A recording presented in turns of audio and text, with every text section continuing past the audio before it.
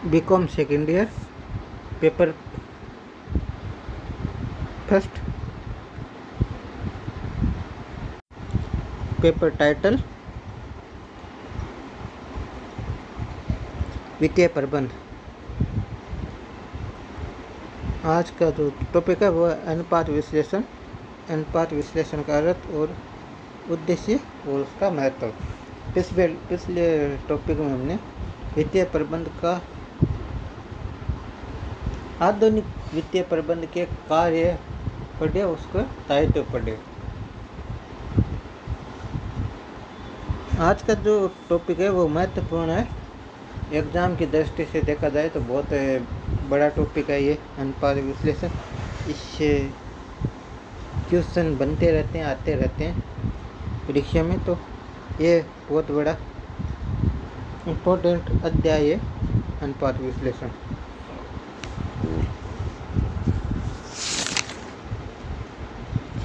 अनुपात विश्लेषण से पहले, अनुपात केवल वित्तीय विवरणों से प्राप्त संख्याओं के संबंध अंकगणितीय रूप में प्रदर्शित करने का साधन है, जबकि अनुपात विश्लेषण वित्तीय विवरणों की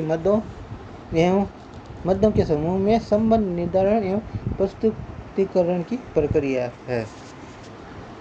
जैसे हम देखते हैं कि हमारे पास दायित्व के मुकाबले अपने पास संपत्तियां कितनी है, क्योंकि दायित्व ज़्यादा होते हैं और संपत्तियां कम होती है तो स्थिति कमज़ोर होती है किसी संस्था की, और अगर संपत्ति ज़्यादा है और दायित्व कम है तो स्थिति ठीक मजबूत होती है संस्था की। तो इस प्रकार ये अनुपात विश्लेषण में हम यही पता करते हैं कि संस्था की वित्तीय विवरणों के मदों से यही पता करते हैं कि संस्था की जो स्थिति है वो कैसी है।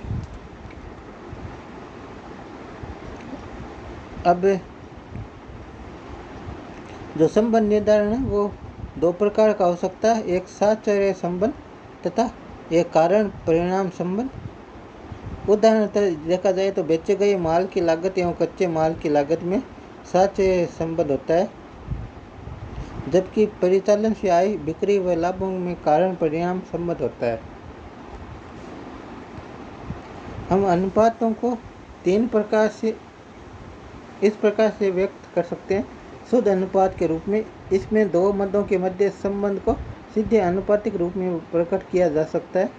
यह अनुपातिक संबंध एक मद की संख्या में दूसरे मद की संख्या का भाग देकर ज्ञात किया जाता है। जैसे यदि किसी संस्था की चालू संपत्तियां 16,000 हो तथा चालू दायित्व 4,000 हो तो चालू संपत्तियों का चालू दायित्व से अनुपात होगा 16,000 अनुपात 4,000 बराबर 4:1 हो जाएगा। इसी प्रकार दर अथवा इतने गुणने के रूप में, जैसे एक वर्ष के परिचालन से आय 80,000 तथा स्थायी संपत्तियों यहाँ 20,000 हो तो अनुपात को इस प्रकार व्यक्त किया जा सकता है कि परिचालन से आय स्थायी संपत्तियों की 80,000/20,000 बराबर 4 गुनी है। और इसी को हम तीसरी प्रकार से व्यक्त करते हैं शुद्ध प्रतिशत के रूप में। उदाहरणतः हम देखा जाए तो किसी संस्था की बिक्री 80,000 है तथा सकल लाभ 20,000 हो तो बिक्री पर सकल लाभ का प्रतिशत 25% 20,000/80 × 100 होगा।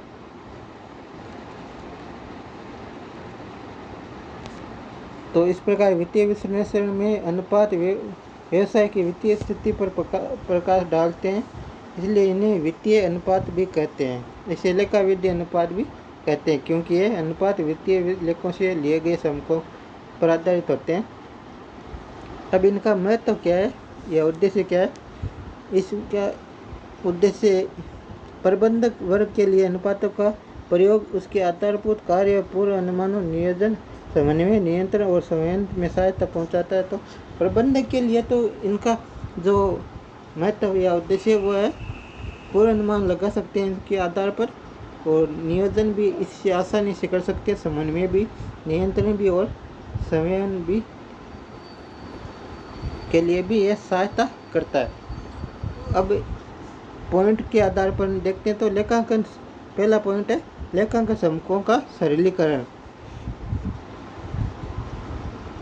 इससे लेखांकन जो समक होते हैं उनको हम संक्षिप्त रूप में व्यवस्थित करके हम इससे आसानी से हम स्थिति को समझने के काम में इससे आता है। इसलिए अनुपात विश्लेषण का ये एक देखा जाए तो महत्व है, लेखांकन समकों का सरलीकरण कर देता है अनुपात विश्लेषण। दूसरा, तरलता स्थिति। अनुपात की सहायता से हम तरलता स्थिति के बारे में भी निष्कर्ष निकाल सकते हैं। यदि एक संस्था अपने चालू दायित्वों का भुगतान कर उनके देय होने पर करने की स्थिति में हो तो उसकी तरलता स्थिति संतोषजनक मानी जाती है। इसके लिए उसके पास पर्याप्त तरल संपत्तियां होनी चाहिए। यह जानकारी तरलता अनुपातों से मिलती है। और तीसरा जो है इसका दीर्घकालीन शोधन क्षमता का माप।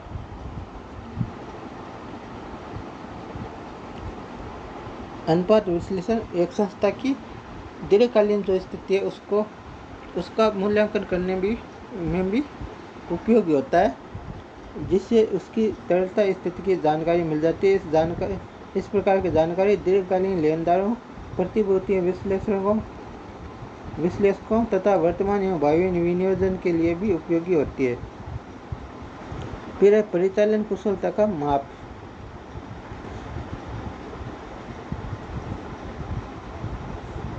वर्तमान अनुपातों की गत अवधि के अनुपातों से तुलना करके संस्था की एक समय अवधि के निष्पादन का मूल्यांकन करने के लिए अनुपात प्रबंधकों के हाथ में एक उपयोगी उपकरण होता है। लाभदायकता का माप इससे हो जाता है। अंतःफर्म तुलना, यानी दो फर्मों के बीच की तुलना करने में भी ये अनुपात विश्लेषण का बहुत बड़ा महत्व होता है। पर्वतीय अध्ययन करने के लिए भी अनुपातों का उपयोग होता है, विश्लेषण किया जाता है।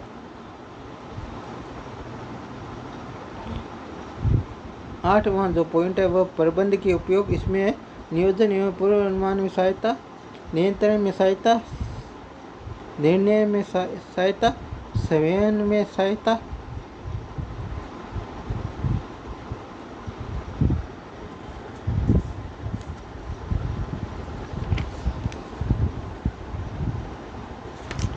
तो ये अपना आज का टॉपिक है। अब हम इसमें आगे हम इसके जो पॉइंट है तरलता अनुपात उसको लेंगे, और इससे जो प्रश्न बनता है वो अनुपात विश्लेषण का अर्थ बताइए और उसके उद्देश्य और महत्व का पर की विवेचना कीजिए।